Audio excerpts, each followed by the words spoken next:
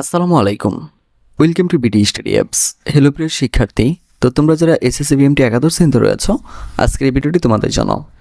আমরা করছি তোমার হচ্ছে হিসাব বিজ্ঞান নীতি ও প্রয়োগ 1 এর রেওয়ামিল থেকে অঙ্কগুলো। তো আজকে করবো আমরা 3 নম্বর অঙ্কটা। একটু ভালো করে বোঝার চেষ্টা করো। মেসার্স শশী ট্রেডার্সের 31 ডিসেম্বর 2001। তো তুমি যদি আমাদের সাজেশন নাও তাহলে তোমাকে আমরা হচ্ছে ব্যাচে অ্যাড করে দেবো। এখানে তোমার মতো 111 জন ক্লাস করতেছে অলরেডি। দেখো হিসাব বিজ্ঞান কিন্তু সাজেশন দেওয়া হয়ে গেছে এবং অলরেডি ক্লাসগুলো দেওয়া হয়ে গেছে। ওরা কিন্তু এখানে ক্লাসগুলো করতেছে। তো তুমিও চাইলেও কিন্তু আমাদের সাথে কন্ট্যাক্ট করে এখানে অ্যাড হয়ে যেতে পারবে এবং এই ক্লাসগুলো করতে পারবে। আর এই ক্লাসগুলো যদি তুমি করো 100% তুমি কি হিসাব বিজ্ঞানে পাস করে যাবা, এতটুকু নিশ্চিত তোমাকে গ্যারান্টি দিতে পারি।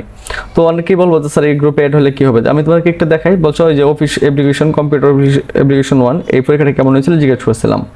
তো তোমরা যদি তাদের রিভিউগুলো একটু দেখো, কমেন্টগুলো যদি দেখো, তাহলে তোমরা এখান থেকে নিজেরাই বুঝতে পারতেছো। হ্যাঁ তোমরা নিজেরাই বুঝতে পারতেছো। তো আরও দেখাই, আরও বাকি যে পরীক্ষাগুলো হয়েছে সেগুলো তোমাদেরকে একটু দেখাই। আরও দেখাই যে বাংলা পরীক্ষা কেমন হয়েছে সবার। এখানে সবগুলো আসলে মূলত দেওয়া হয়নি পোস্টগুলো। তো আশা করি তোমরা এগুলো দেখতে পেরেছো। হ্যাঁ, তো তোমরা যারা হচ্ছে আমাদের সাজেশনগুলো নিতে চাও তারা দ্রুত আমাদের সাথে কন্ট্যাক্ট করো, তাহলে তোমাকে আমরা হচ্ছে এখানে অ্যাড করে দেবো। আর এখানে অ্যাড করে দিলে তুমি হচ্ছে ওদের সাথে এখানে ক্লাসগুলো করতে পারবা। তো আশা করি বিষয়টি তোমাদেরকে বোঝাতে পেরেছে। তো যারা নিতে চাও তারা দ্রুত আমাদের সাথে কন্ট্যাক্ট করো। সালের খতিয়ানের উদ্বৃত্তগুলো নিম্নরূপ, অর্থাৎ তারা কিছু ট্রানজেকশন তারা আমাদেরকে দিয়ে দিয়েছে এবং এগুলো দিয়ে আমাদেরকে একটা রেওয়ামিল তৈরি করতে হবে। তো রেওয়ামিলের দুইটা সেটই হয়, একটা ডেবিট পাস, একটা হচ্ছে ক্রেডিট পাস। যত প্রকার সম্পদ আছে, যত প্রকার খরচ আছে, সবগুলো তোমার ডেবিট পাসে চলে যাবে। যত প্রকার আয় আছে, যত প্রকার ঋণ আছে, ঠিক আছে, সবগুলো ক্রেডিট পাসে চলে যাবে। শুধু এতটুকুই পার্থক্য আছে, আর কিছু করতে হয় না এখানে। তো চলো শুরু করি। মূলধন, ভাইয়া মূলধন সারা জীবন ক্রেডিট হয়। ক্রয় ফেরত, এটাও ক্রেডিট হয়। বেতন, এটা একটা খরচ, এটা তোমার ডেবিট হবে। ভাড়া একটা খরচ, এটা ডেবিট হবে। বিজ্ঞাপন একটা খরচ, এটা ডেবিট হবে। ক্রয় করছো, খরচ হয়েছে, এটা একটা ডেবিট হবে। প্রারম্ভিক মজুত পণ্য, এটা ডেবিট হবে। প্রদত্ত ঋণ, তুমি ঋণ করছো, বুঝছো, ঋণ করলে মানে ঋণ কথাটা থাকলে সেটা তোমাকে অবশ্যই ক্রেডিট পাশে বসাইতে হবে। দেনাদার, এটা একটা সম্পদ, এটা ডেবিট পাশে চলে যাবে। অগ্রিম বেতন, তুমি বেতনটা অগ্রিম দিয়ে দিছো, যাই হোক তুমি অগ্রিম দাও আর যাই দাও, টাকাটা তোমার হাতে চলে গেছে, এই জন্য এটা তোমার জন্য খরচ হয়ে যাবে। কলকাতা যা, এটা একটা সম্পত্তি হিসাব, এই জন্য এটা ডেবিট পাশে চলে যাবে।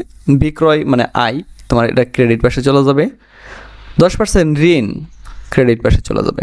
পাওনাদার বা প্রদেয় হিসাব যাই হোক, সেটা তোমার ক্রেডিট পাশে চলে যাবে। ঋণের সুদ, এটা তোমার খরচ, ডেবিট পাশে থাকবে। আন্তঃফেরত ডেবিট হবে। বকেয়া মজুরি ক্রেডিট। দালান কোঠা তোমার হচ্ছে একটা সম্পদ, এই জন্য এটা ডেবিট থাকবে। শিক্ষানবিশ সেলামি, ব্যাংক জমাতিরিক্ত, এটা ক্রেডিট হবে। সম্পূর্ণ মজুত পণ্য 35,000 রয়েছে, এটা ক্রেডিট হবে বা ডেবিট হবে। আমরা একটু দেখে নিই, সরাসরি আমরা অঙ্কটা করি আর তারপরে বোঝাই দিচ্ছি তোমাদেরকে। হ্যাঁ, প্রথমে আমি লিখবো শশী ট্রেডার্সের রেওয়ামিল 31 ডিসেম্বর 2021।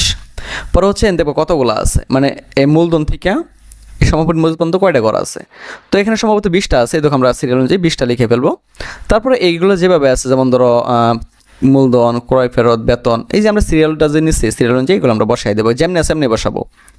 পরে লিখবো খতিয়ান পৃষ্ঠা। এখানে তুমি হিসাবে নাম না লেখা বিবরণ লিখলেও হবে। পরে লিখবে ডেবিট টাকা, ক্রেডিট টাকা। বুঝতে পেরেছ? আর মূলধনটা কি বলো, ক্রেডিট না, এই দেখো আমরা ক্রেডিটের করে বসাই দেবো। টাকাটা দেখে দেখে শুধু বসাই দেবো, যে পাশ দিয়ে টাকা দেওয়াই আছে, যে পাশ দিয়ে টাকা দেওয়াই আছে, শুধু দেখবো আর বসাই দেবো। ক্রয় ফেরত, এটাও ক্রেডিট হবে। বেতন, ভাড়া, বিজ্ঞাপন, ক্রয়, প্রারম্ভিক মজুত পণ্য, ঠিক আছে, এগুলো যতগুলো আছে এই সবগুলো পাশে আমরা ডেবিট পাশে নিয়ে আসবো। আচ্ছা, এখানে প্রদত্ত ঋণ, তার মানে হচ্ছে তুমি ঋণ দিছো। ঋণটা কে দিছে বলো, তুমি দিছো, তোমার টাকাটা চলে গেছে, এই জন্য প্রদত্ত ঋণটা ডেবিট হবে। কিন্তু প্রদত্ত কথাটা ছাড়া যদি শুধু ঋণ থাকতো আমরা ক্রেডিট পাশে নিয়ে নিতাম। বুঝতে পেরেছ? দেনাদার ডেবিট হবে। অগ্রিম বেতন ডেবিট হবে। কলকাপ যাও ডেবিট হবে। বিক্রয়টা ক্রেডিট হয়ে যাবে, এই পাশে চলে আসবে। 10% ঋণ, এটাও ক্রেডিট পাশে চলে আসবে। পাওনাদার, এটাও ক্রেডিট পাশে চলে আসবে। প্রদত্ত ঋণের সুদ, বুঝো তুমি ঋণ দিছিলা, ওই ঋণের উপর একটা টাকা তুমি পাইছো, এটা তোমার আয় হয়েছে, এই জন্য প্রদত্ত ঋণের সুদটা ক্রেডিট হবে। আচ্ছা, আন্তঃফেরত, এটা ডেবিট হবে। বকেয়া মজুরি, এটা ক্রেডিট হবে।